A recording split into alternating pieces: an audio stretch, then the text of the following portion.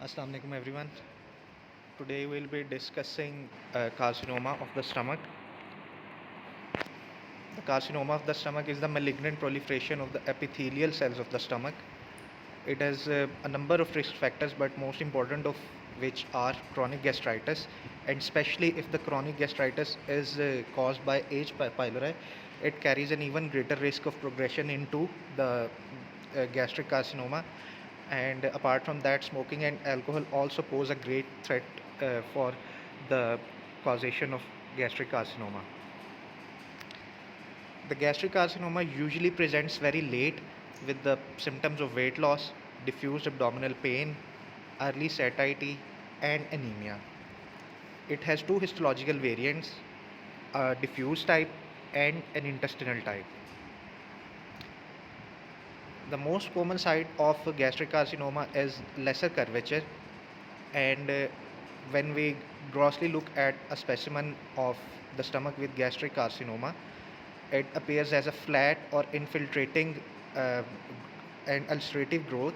Its margins are raised and irregular. Apart from this ulcerative pattern, it has other patterns which could be fungating, colloid, or serous pattern.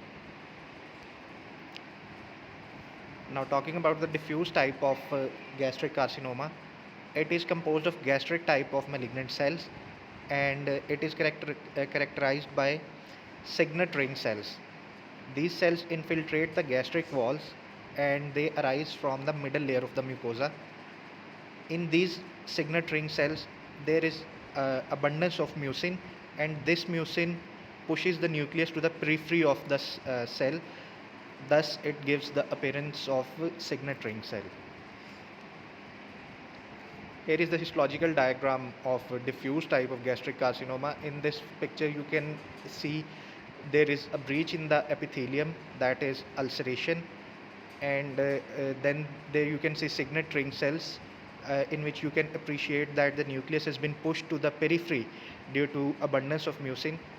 Then there is a desmoplastic reaction has occurred, which has resulted into the thickening of the muscularis mucosa, which is also known as linitis plastica.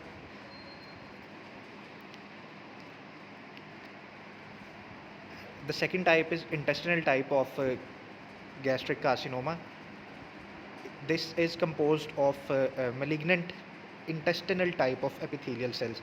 In the diffuse type, there were gastric type of malignant cells, but in this type, there is intestinal type of malignant cells. Secondly, it shows glandular configuration. In diffuse type, there were no glands. The only characteristic feature was signet ring cells and thickening of the muscularis layer. While in intestinal type, here is the histological diagram. In this type, you can see the epithelium is intact, and at the bottom of this picture, you can see there are back-to-back glands, and they are tightly packed so that they are sharing their walls. So back-to-back glands with wall sharing, and um, also you can see there are neoplastic cells are also present, which are invading the muscular layer, and some pre-malignant neoplastic cells are also present in this type.